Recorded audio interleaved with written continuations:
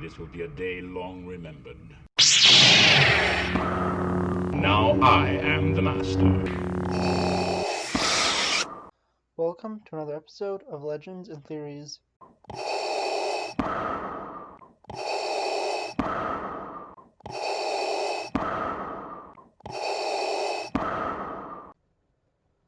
Let's get back to the Razor Crest with the previous episode. Jar is ambushed by raiders. He easily kills most of them, but one of them gets a knife to the child's neck. Desperate, Jaren says he'll trade his jetpack for the child, and the raider agrees, taking the jetpack. Jaren quickly changes his mind, using the jetpack's remote control to launch the raider in the air, and has falling back to the ground to his death. Returning to Mos Eisley, he meets with Pelimoto again inside the cantina, where he learns that there's an alien whose name is unknown, so we're just gonna use the name that everyone's been using, Frog Lady. Knows the location of a Mandalorian covert. Frog Lady tells Jaren that he cannot go into Lightspeed because that would kill her eggs with her children in it, but she is returning to the planet, and if she doesn't return in time, her line would end with her, since this is her last chance to have the children. Once they arrive, she will tell him the location of the Mandalorian covert, since her husband's the one who knows of it. Once they reach space, Jaren sets the ship for autopilot and goes to sleep. He's woken up by an alarm set off by some X-Wings who needed to speak with Jaren due to some technicalities and stuff that's not really important to go into. After realizing that the Razor Crest was a ship that was used to rescue Quinn back in Season 1, the X-Wings prepare for an attack, and Jaren begins to run. Trying to hide out on an unknown ice planet, Jaren tries to land the ship, but the ground is unstable and collapses under him, damaging the ship. Jaren prepares to make repairs, but before he can, he notices that Frog Lady has left and continues to follow her into a cave to a natural spring, where she is in it with her eggs to keep them warm. The child, who seems to like eating the eggs, tries to eat another one, but Jaren stops him, and the child turns around and finds a nest of spider eggs and eats one of them. This triggers the entire spider colony to begin to attack, and they are forced to retreat into the Razor Crest's cockpit. They are surrounded in the cockpit, and Jaren tries to take off, but the mother spider jumps on top, damaging the ship even more. And when they think they're done for, the New Republic X-Wings return and rescue them. Jaren confronts the X-Wing pilots, Trapper Wolf and his partner, and explain to Jaren he will not be arrested for the prison ship break, since he was able to capture 3 of the crew that went with him, and since he tried to rescue that New Republic prison guard during episode 6 of last season. Jaren was able to repressurize the ship, but only in the cabin, and the ship slowly moves on to the moon of Trask. I think this was a good episode. It just wasn't the best of the show.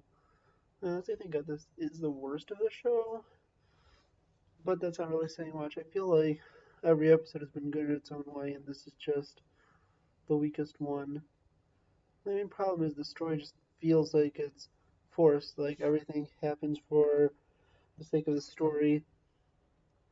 The Mandalorian gets his stuff stolen, and then he has to get a new one, or he has to take this person with him, and they have to go at sublight speeds, and then they have to run Sun Republic ships who make him run, and he has to land on that area, and Baby Yoda has to eat the spiders and everything.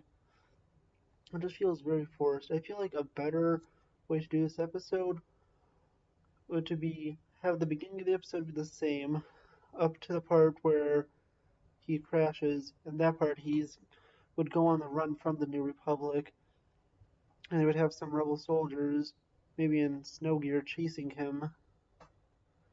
After this, I think it would be interesting enough to eventually have them catch up with him and you could have the plot twist be a little more intense.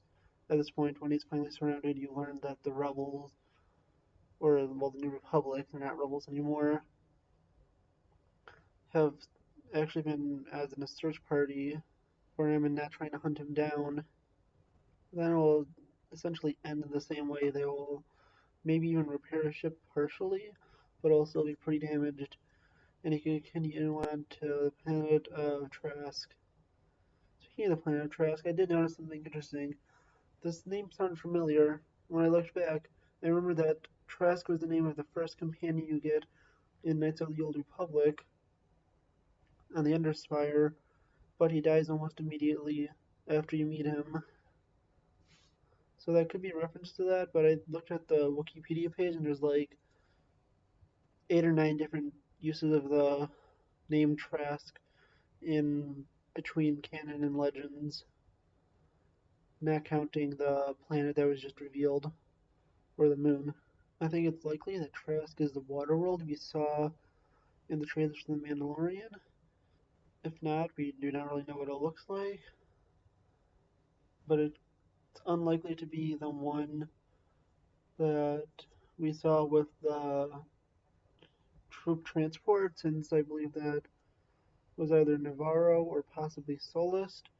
There's also the fact that he was with Grief Karga and Cara Dune in that, and it's unlikely he'll be able to go to them since he's on the path to this planet. Looking at the ice planet, we know it's not Ilum, and it's not Hoth, since those are on the other side of the galaxy, and it's also not the planet from the Clone Wars Season 7, since that one was by Mandalore, which is also on the other side of the galaxy. I also love the fact that the spiders were based off of Ralph McQuarrie drawings, which is always interesting. I actually do have a collection of concept art action figures that I own, which I may decide to show at one point on this channel. Now it's time to talk about the darkest part of the episode, the fact that the child has been mercilessly eating other babies. I mean, honestly, I found that fact pretty dark and don't really know why it was included in there, since in it, the child eats the eggs of both the frog lady and the spider, which both have living beings inside of it, and honestly, that was pretty dark to think about. I think we will learn Frog Lady's true name eventually, like we learned Queel's name, and of course Din Djarin's name. It'll probably be revealed by the end of the season, and I feel like it's unlikely that she will be left as an unnamed character, especially with the name Frog Lady. I just feel like that's not gonna stick after a while, especially once we know her name. I actually don't remember what Queel was called before we learned his name. I think people may have just referred to him as the Ugnaught, but I feel like this definitely changed everything once we learn her name, and the only reason I don't have a name in there is because I made this right when it was released. If you're watching this at a later date, you probably do have the name. I'm also glad to see Dave Filoni return as Trapper Wolf, which is a pretty awesome name.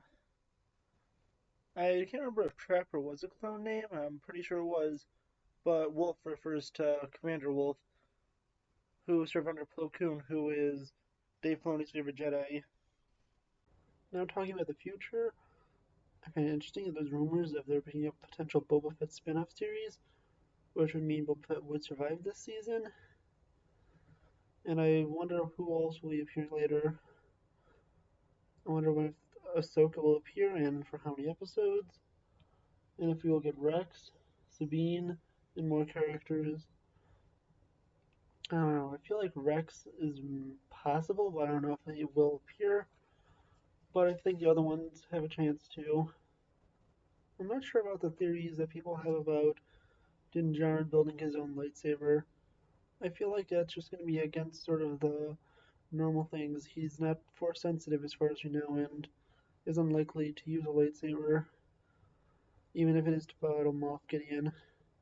I feel like if worse comes to worse, he'll be using a lightsaber given to him by Ahsoka or another Jedi character that he meets. Also, it's interesting to confirm that there were other Mandalorian coverts that were spread across the galaxy, and his was not the only one. So we now know that this one is a newer one and could be made up of different remnants of other ones, including his former one that he was a part of. But I don't know if that will be true. It could also be a potential trap set up by either ex-Imperials, bounty hunters, or even worse people. If Boba Fett does get a major role in the show, I think it would be interesting to have him go against young Han Solo, played by the same actor who played him in Solo. This could happen, or they could just use some of that CGI technology on Harrison Ford, but I don't know how willing he would be. Either way, I feel like this could be an interesting way to continue on the story and to have a major hero cross into the Mandalorian. I feel like this is the only way you could really do it, and other ways would not be as interesting and feel a little forced unless they go to find Luke Skywalker and put the child in his new Jedi Order, which will almost guarantee his death. Honestly, I just thought of this during the middle of my editing. I was thinking that it's possible that these aren't eggs that she has and they're just like some kind of food. That's why the child is eating them. And she's setting a trap to capture the Mandalorians, and Din Djarin is falling into this trap. Thank you for watching this episode of Legends and Theories, and may the Force be with you.